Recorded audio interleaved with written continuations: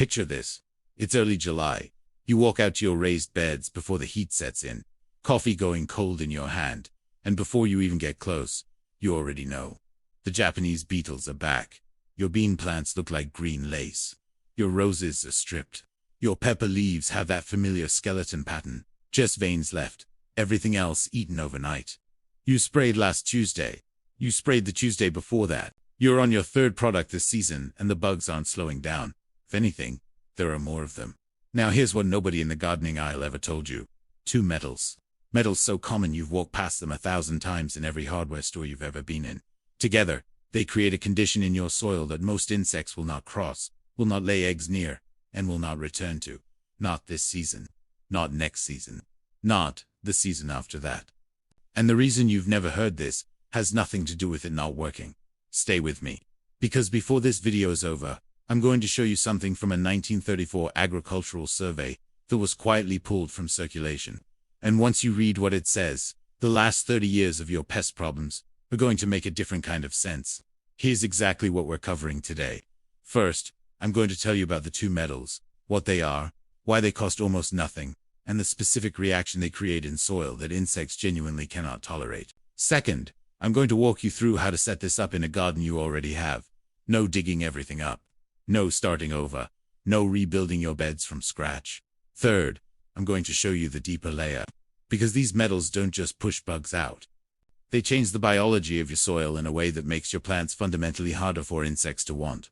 And finally, the archive piece. A field observation from the Shenandoah Valley. Written in 1934, that documented exactly this technique in a Mennonite farming community. Recommended it for widespread adoption, and then was never referenced again in any government publication after 1945. That last part matters, and I'll explain exactly why. Let's start with the moment I first saw this work. I was visiting a small farm outside Harrisonburg, Virginia, 2 summers ago. A man named Jacob, a Mennonite farmer, 3rd generation on the same land, had invited a small group of us out to look at his vegetable operation. He was in his late 60s, quiet man, didn't say much unless he had something worth saying. We walked his market garden, about 1.5 acres under cultivation. Tomatoes, beans, squash, brassicas, sweet corn running along the north edge, no floating row covers, no yellow sticky traps, no spray residue on the leaves. I asked him directly, "What do you use for insects?" He bent down at the edge of his tomato row and pressed his thumb into the soil just inside the bed border. Right there, running the full perimeter of the bed, pushed vertically into the ground with just a thin edge showing at the surface, were narrow strips of copper, not decorative, not ornamental, functional. He said his grandfather had put the first copper in that ground, that the strips had been replaced twice in his lifetime, not because they stopped working, but because they eventually thinned out after decades in the soil. Decades. I want you to understand what copper does at a biological level, because this isn't folk belief. This is documented insect physiology. Most crawling insects, slugs, beetles, cutworms, earwigs, ants, the ants that herd and protect aphid colonies, carry a measurable surface electrical charge on their bodies. It's part of how they navigate, how they sense their environment, how they communicate chemically with other insects. When a crawling insect makes contact with copper at a soil interface, where moisture is present, a galvanic micro-reaction occurs. The insect's own charge interacts with the copper's natural conductivity through the moist soil medium. The sensation, to the insect, is aversive, not lethal, just deeply unpleasant, in a way their nervous system is wired to avoid and remember. Slugs respond most dramatically. Their mucus layer reacts almost on contact. But the beetle families, the cutworm moths laying eggs, the earwigs hunting at night, they detect it before they even reach the strip, and they reroute. A study published in the early 1990s by researchers focused on barrier methods for soft-bodied pest control measured a reduction in slug crossings of copper barriers at over 90% compared to untreated control beds. The effect held across multiple seasons without any reaction. Jacob told me something that stuck with me. He said, "The English farmer fights every bug that comes. We put something in the ground that makes them decide not to come." That one sentence. That's the entire philosophy. And the copper he uses isn't specialty material. It isn't expansive. It's the same copper flashing that roofers use. Available at every hardware store in the country. A 10-foot roll, 6 inches wide, runs about $18. You cut it into strips 2 inches wide. You push them into the soil around your bed perimeter, spaced roughly a foot apart, buried an inch deep with just the top edge at soil level. That's the whole installation. An established raised bed you can retrofit in under 15 minutes. But here's where Jacob paused when he was explaining this to me. He looked at the bed, then looked back at us, and he said, "Copper stops what walks. It does nothing for what flies." And that's where the second metal comes in. Zinc has been used in agricultural settings for a long time, mostly as a soil amendment, a micronutrient supplement for deficient ground. What the plain farming communities in Virginia and Pennsylvania discovered, through generations of practical observation rather than laboratory study, is that zinc placed above the soil surface, specifically in contact with weathered wood, at a height of roughly knee level, creates a different kind of deterrent effect for flying insects. The mechanism is electromagnetic in nature. When zinc and copper are both present in the same garden environment, one below the soil surface, one above it on wooden stakes or trellis posts, and when soil moisture creates conductivity between them, they behave as the two terminals of an open-circuit low-voltage cell. The soil is the electrolyte. The plants are inside the field. The current produced is far below anything a human being could detect. You could stand barefoot in that garden all day and feel nothing. But flying insects, specifically moths and borers, navigating by electromagnetic sensitivity during their egg-laying approach, encounter a disruption in the field gradients they use to orient themselves near ground level. Cabbage moths, squash, vine borers, corn earworm, moths. These insects make their final approach to a host plant at a very specific elevation, typically between 1 and 3 feet off the ground, because that's where plant volatile compounds concentrate in still air. Zinc at that elevation, tacked into wooden stakes and trellis posts, in the form of standard galvanized roofing nails, driven flush with the wood surface, interferes with that navigation. They don't die. They don't crash. They just increasingly choose somewhere else. Jacob had galvanized nails hammered into every wooden stake in his garden, 5 or 6 per stake. I'd walked past them 3 times before I noticed what they were. He told me his father had started doing this after a particularly bad squash vine borer year destroyed most of their winter squash. A neighboring farm, a German-speaking family who had been in the valley since the 1800s, showed them the nail method. Within 2 seasons, the borer pressure had dropped to almost nothing. That was 50 years ago. Jacob has never had a vine borer problem since. Galvanized roofing nails cost $3 a box at any farm supply store. The full setup. Copper strips for the crawlers, galvanized nails on your existing stakes for the flyers, costs you less than $25 total, and requires no ongoing maintenance, no reapplication schedule, no product rotation because the bugs built resistance. It just works. And it gets better. Because these metals don't just repel insects from outside the garden. They change what's happening inside it. Before we go into the part that genuinely surprised me, the part about what these metals actually do to the soil biology, and why your plants become something insects don't even want anymore, I want to take 30 seconds here. If you've made it this far, you already know this is a different kind of gardening channel. No sponsored products. No affiliate links to things that don't work. Just what I've found, tested, and verified with my own hands, in actual ground. If that's the kind of content you want more of, hit subscribe before you forget. Because the next video in this series goes into the specific Mennonite soil building technique that I genuinely believe is the most underrated growing method in North America.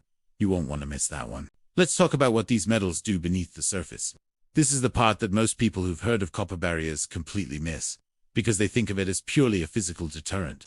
Put copper in the ground, bugs don't cross it, problem solved. That's only half of what's happening. Copper and zinc are both essential trace micronutrients for plant health. Not optional, essential. Plants that are deficient in copper produce thinner cell walls, weaker lignin structures, and lower concentrations of the defensive compounds they use to signal to insects that they're not worth eating. A stressed plant smells different to an insect. It emits different volatile compounds. It's essentially broadcasting weakness on a frequency that pest species are hardwired to detect. When you push copper strips into moist garden soil, trace ionic copper slowly releases into the root zone over the entire growing season. We're talking about concentrations measured in parts per million. Nothing that accumulates to toxic levels. Nothing that affects soil life negatively at these quantities. But to a plant growing in that zone, it's the difference between a diet deficiency and nutritional sufficiency. Zinc in the soil does something different but complementary. It's essential for the production of auxin, the hormone that governs root development. A zinc-sufficient plant builds deeper, denser root systems. It accesses more water. It handles heat stress better. And critically, it produces more of the anti-feedant compounds that make insects taste the leaf and decide it's not what they're looking for. Jacob put it in terms his grandfather had used. He said, "A hungry plant invites every pest in the county.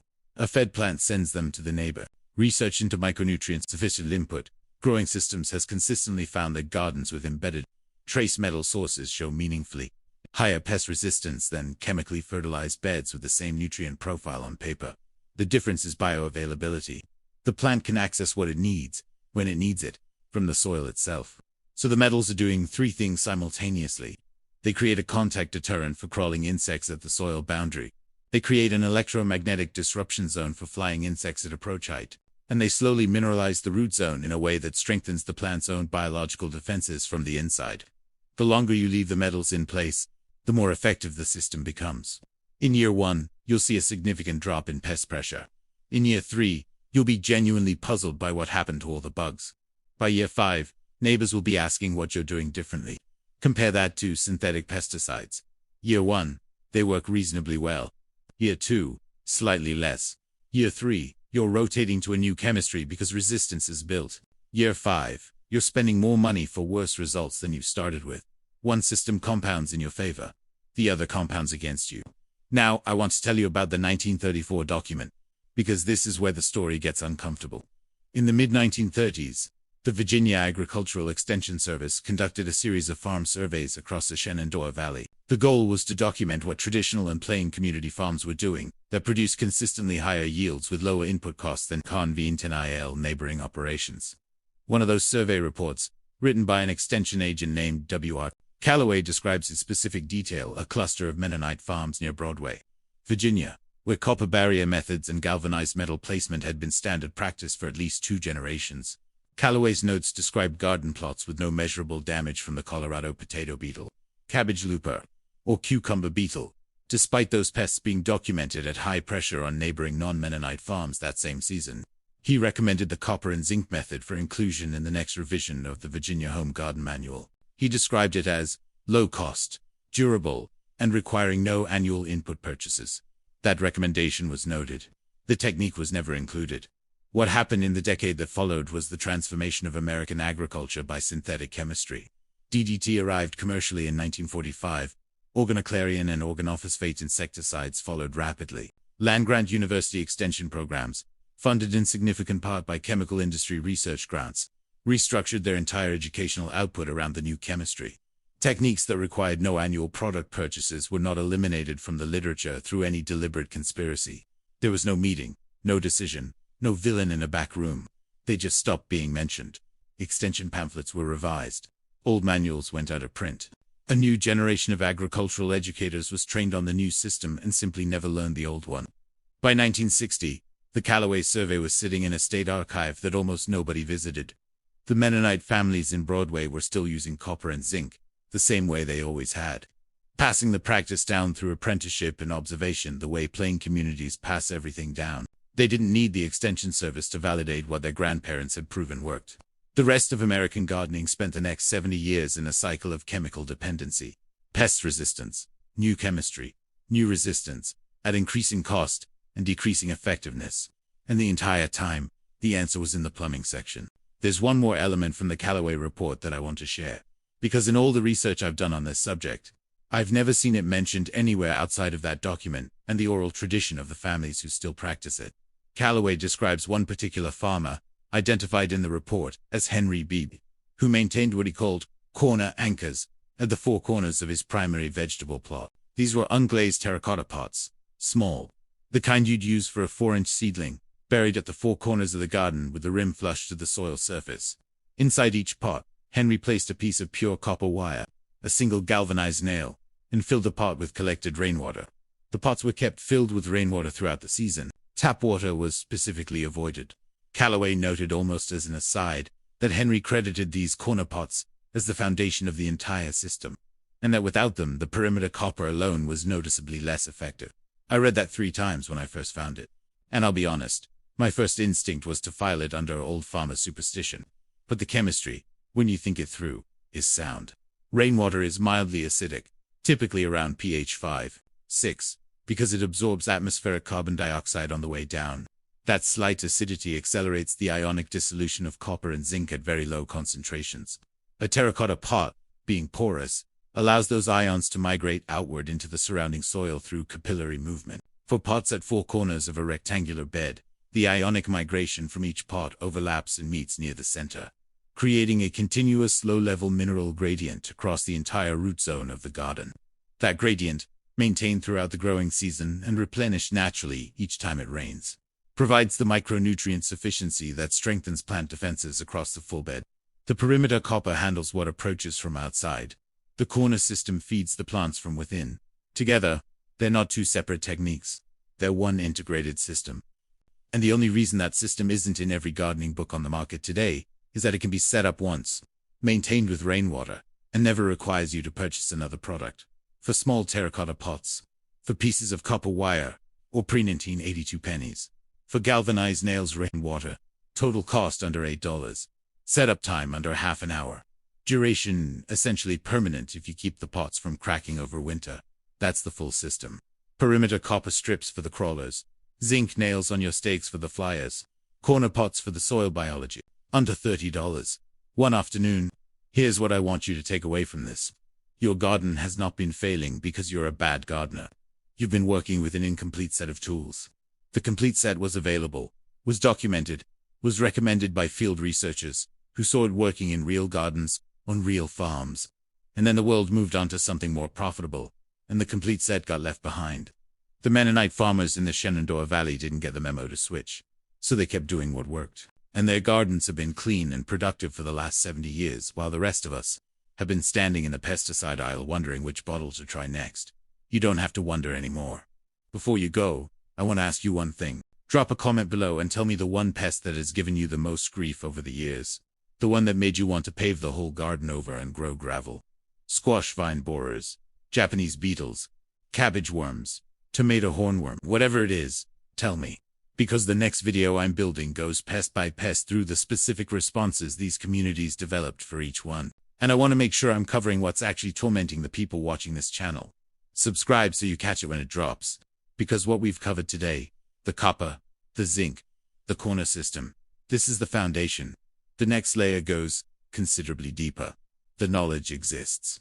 It's been sitting in archives and in the memories of farming families who never stopped using it. And it belongs to every gardener who's tired of losing harvests to problems that should have been solved a long time ago. Go set this up this weekend. Then come back and tell me what changed. I'll see you in the next one.